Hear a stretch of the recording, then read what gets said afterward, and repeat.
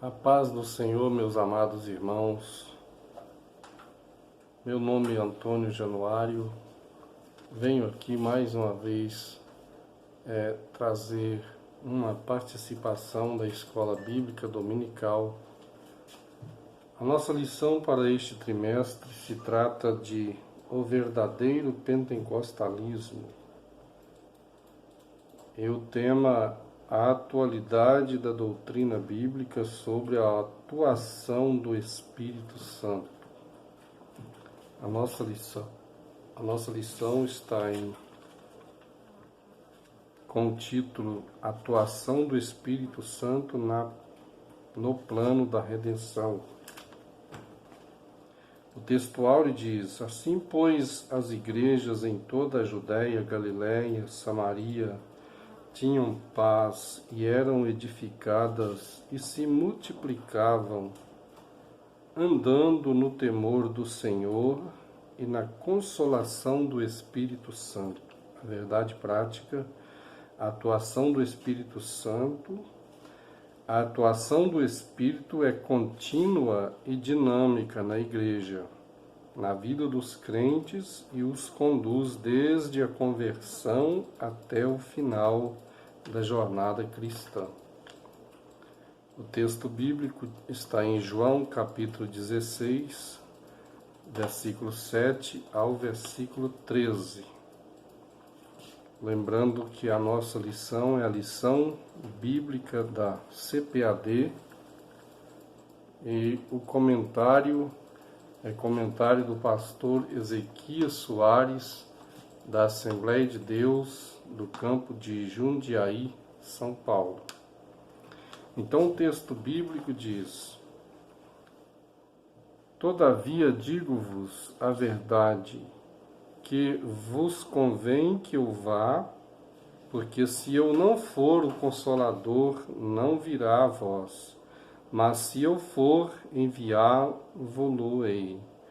E quando ele vier, convencerá o mundo do pecado e da justiça e do juízo. Do pecado, porque não crê em mim. Da justiça, porque vou para meu Pai, e não me vereis mais.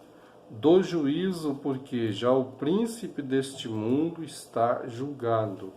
Ainda tenho muito que vos dizer, mas vós não podeis suportar agora. Mas quando vier aquele Espírito da verdade, ele vos guiará em toda a verdade, porque não falará de si mesmo, mas dirá tudo o que tiver ouvido e vos anunciará o que há de vir. Então, é observado que neste tratado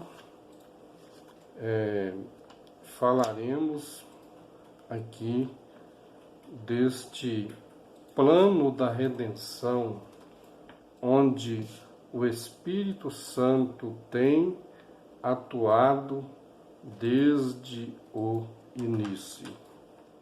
Desde o início de todas as coisas, quando Deus ainda estava criando a terra, já estava com ele o Espírito Santo, porque o Espírito Santo é a terceira pessoa da Santíssima Trindade. Muitos que fazem parte dos céticos e até mesmo dentro do meio protestante contestam a ideia do Espírito Santo ser uma pessoa. E grandes contestações dentro do termo da palavra Trindade, porque Trindade não está na Bíblia.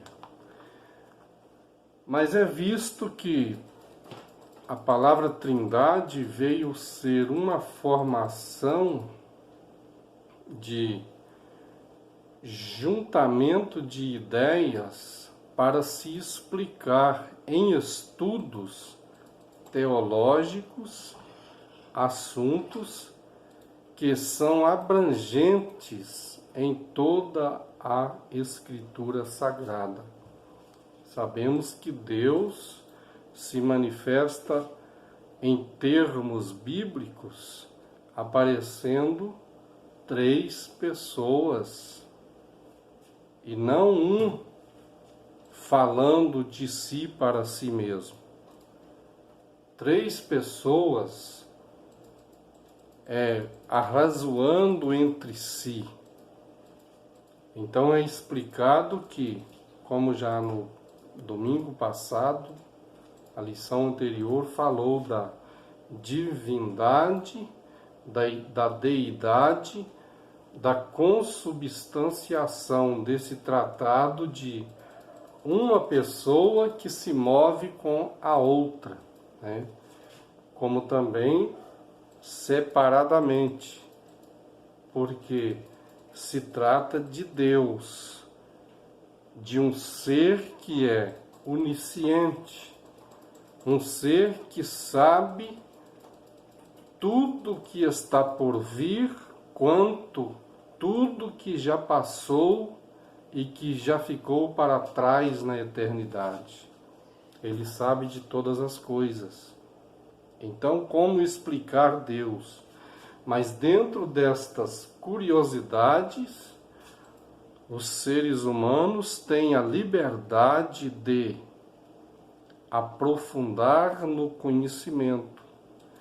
Então, estes termos, trindade, fazem parte da curiosidade de estudos e interpretações das Sagradas Escrituras para informações no que se trata o ser Deus, né?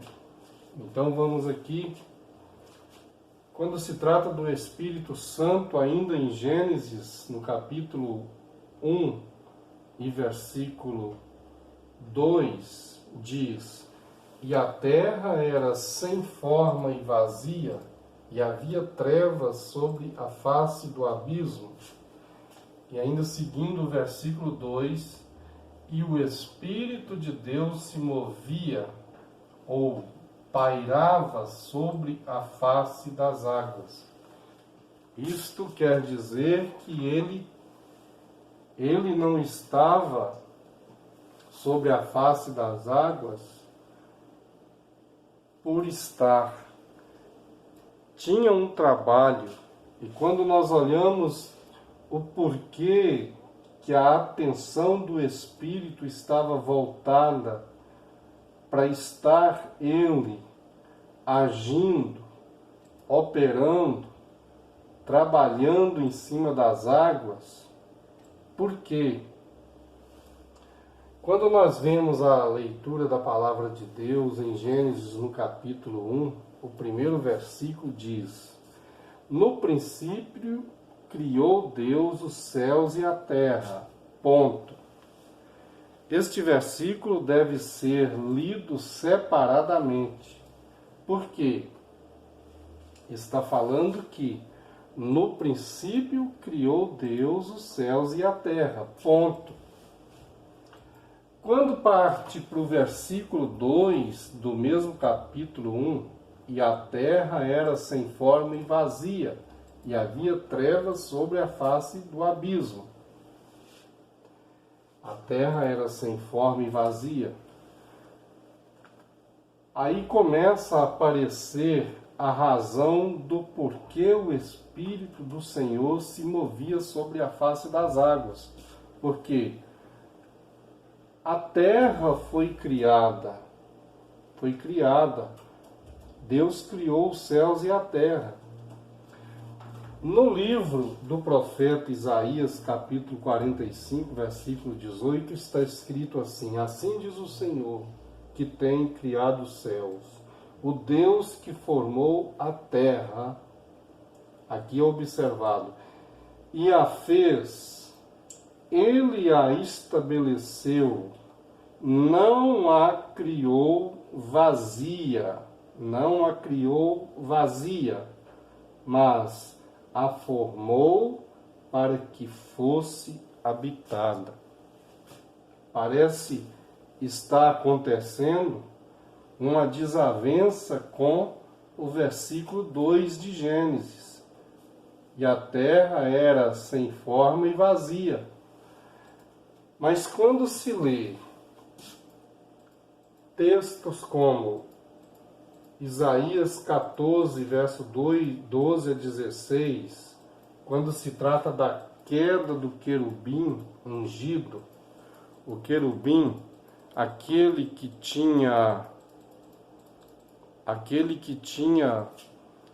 em si o louvor, aquele que era e que foi criado para louvor, ele tinha em si, por parte da criação do Deus Todo-Poderoso, ele tinha em si uma forma de exaltar, de magnificar a Deus de forma muito superior entre as cortes angelicais. O querubim ungido, ele guardava, ele protegia, ele era preparado para estar mais próximo do trono de Deus. Então, ele tinha, a palavra de Deus fala que ele tinha em si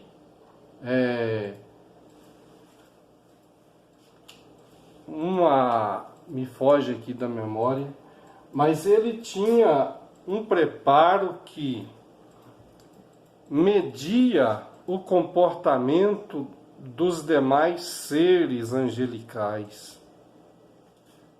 E isto fazia ele ser um ser angelical com superioridade em meio aos anjos de Deus. Mas isto não dava a ele o direito e a intenção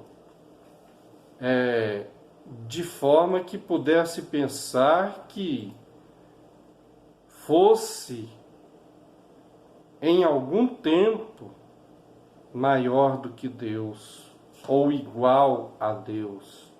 Então, com este pensamento no seu coração, ele tem a sua queda, né? Nestes textos de Ezequiel 28, 12 e 18, também fala da vida de um homem chamado o rei de Tiro.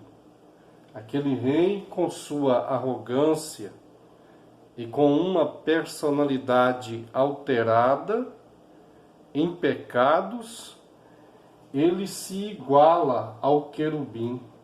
Então, quando Deus está usando os profetas Isaías e Ezequiel, é dito sobre essas figuras que se assemelha à queda do querubim. O rei de Tiro queria subir e edificar o seu trono sobre os mares. E na visão de Isaías, o querubim queria subir às mais altas nuvens e edificar o seu trono para ser semelhante ao Altíssimo.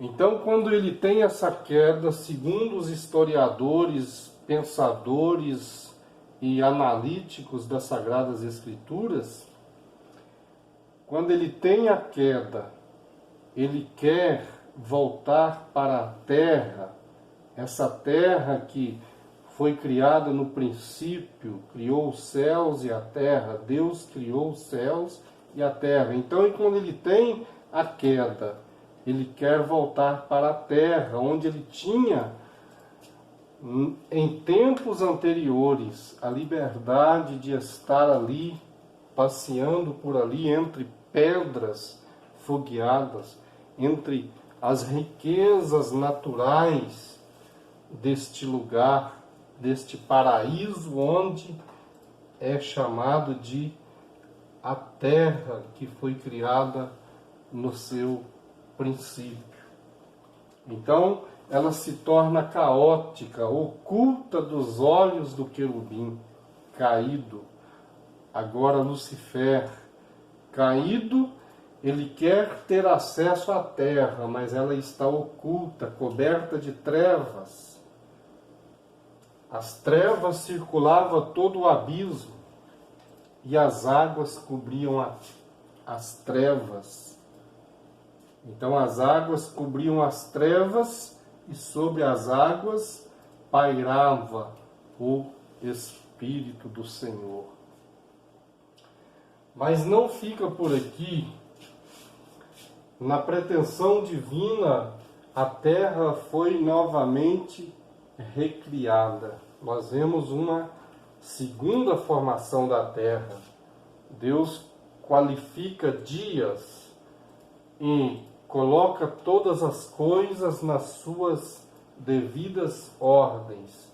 A criação das coisas inanimadas, os animais, os seres viventes das águas e da terra, as plantas, os céus, as estrelas, o sol e a lua, e os grandes luzeiros, e as árvores, a sementeira, e por fim, no sexto dia, Deus cria então o homem. E Deus dá mandamentos ao homem com respeito à árvore da ciência do bem e do mal. Mas o homem desobedece, entra em contradição com o pecado e são lançados do jardim do Éden para fora, mas dentro da terra. Foram lançados de dentro do Éden, mas não foram lançados de dentro da terra, porque Deus tem um projeto com a terra. É por isso que lá no início a terra estava escondida em caos, sem forma e vazia, mas no seu início criada com forma, criada para ser habitada. Então aqui, Adão e Eva são lançados de dentro do Éden para fora, na terra. Eles são lançados para continuar o seu trabalho, agora com dores e com o suor do seu rosto. Eles deveriam trabalhar para se manter na vida naquela terra. Então aqui nós vemos a terceira situação da terra. Primeira situação, terra criada. Não criada sem forma e vazia, mas criada para ser habitada. A segunda situação da terra, a terra caótica, com necessidade de proteção do Espírito do Senhor. E a terceira situação, uma terra, dentro dela o Éden. E agora o casal de seres humanos preparados para multiplicar e povoar a terra, mas dentro de um projeto de obediência. Então, conforme vêm as dispensações e as genealogias, cresce a raça humana. Deus vai se revelando aos seres humanos, mesmo estando eles na contradição com o pecado. Deus vai trabalhando. Deus separa a geração de Sete, dela tem a geração de piedosos.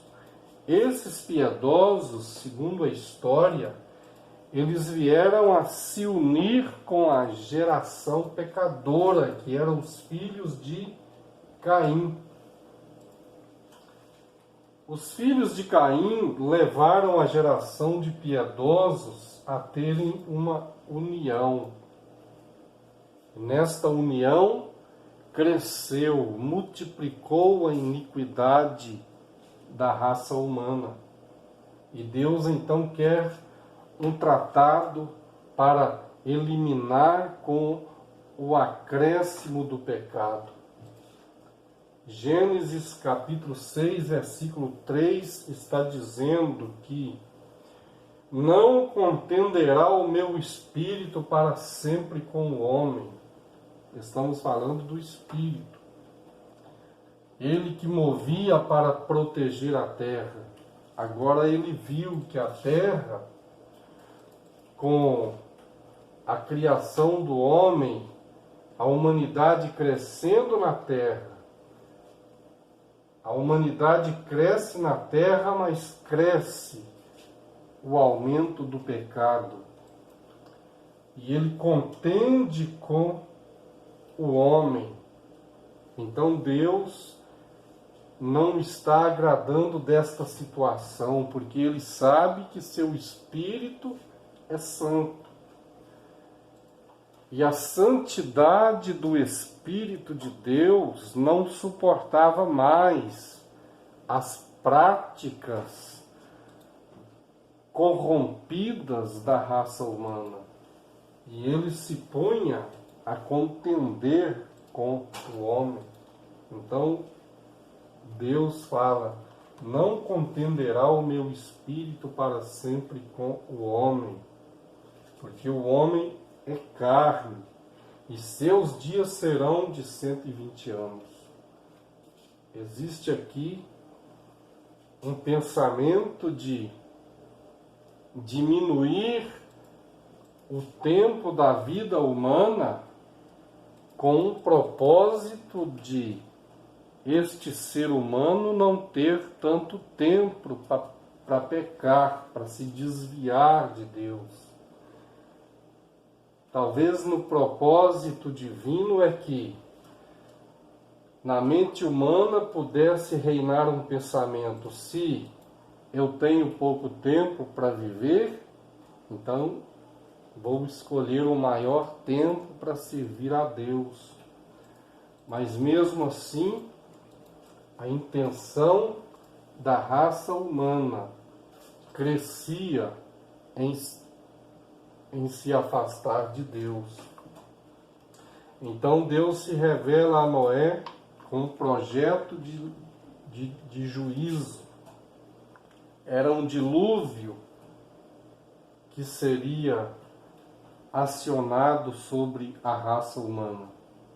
E neste dilúvio, para se escapar dele, Noé deveria construir uma arca para a salvação de sua família. Então, Noé é salvo do dilúvio. Ele faz a arca e ele é salvo do dilúvio. No livro de Gênesis, nós vemos essa história. É dito que Noé tem 3 filhos, Sem, Cã e Jafé. Da casa de Sem, da genealogia de Sem, Deus escolheu uma casa chamada de Querube. Querube tinha um filho chamado Naor. Este Naor tinha um filho chamado de Arão, Abraão e Naor. E nesta família de Naor, ou de os Naores, da descendência de Querube, que era a 7ª geração que procedia de Noé, da linhagem de Sem, então Deus se revela a Abraão e Abraão creu na promessa divina, Abraão pôde crer no que Deus falou com ele. Então veio Isaac como parte dessa promessa feita a Abraão. Isaac é pai de Jacó, Jacó pai de 12 filhos, e desses 12 a 12 tribos de Israel. Dessas 12 tribos de Israel veio uma tribo chamada de Judá. De Judá nasce Jesus, que é a promessa, a solução para a raça humana, feita no Éden, a semente da mulher. Existia um problema que precisava ser resolvido. Deus sempre levantou projetos para que, através dos seus projetos, a raça humana pudesse ter meios de resolver a causa do pecado no meio de si. Deus deu a sua lei. Nós vemos aqui no comentário desta lição textos como: baseado no que disse Jesus lá no seu batismo, deixa para que se cumpra toda justiça. João recuava de batizar Jesus. João que é eu que careço ser batizado por ti, vens tu a mim?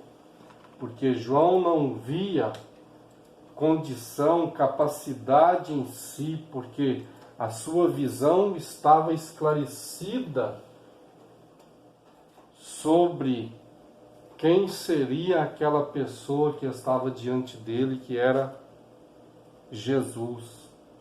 João já tinha certeza, porque mesmo desde a sua meninice, ele já sabia que aquele Nazareno, que inclusive eram primos, Jesus era primo de João, conforme a tradição bíblica. Então Jesus quer ser batizado por João. João diz: eu careço ser batizado por ti, vem tu a mim. Nesse momento o Espírito Santo desce na forma corpórea como de uma pomba e repousa sobre Jesus, quando ele falou de justiça. A palavra de Deus disse que Jesus, ele não pecou, ele se manteve perfeito em todo o seu tempo, o seu tratado em meio à humanidade. E por ele ser o homem perfeito, ele pôde ser chamado também de a justiça de Deus. Existia um tratado através da lei, porque a lei veio para resolver o problema da humanidade, não só de Israel, mas como de toda a humanidade. Porém, Paulo, quando está tratando deste assunto da lei em Romanos capítulo 8, ele fala que a lei era pura, santa e boa, mas ela se enfermou por causa da carne. Então,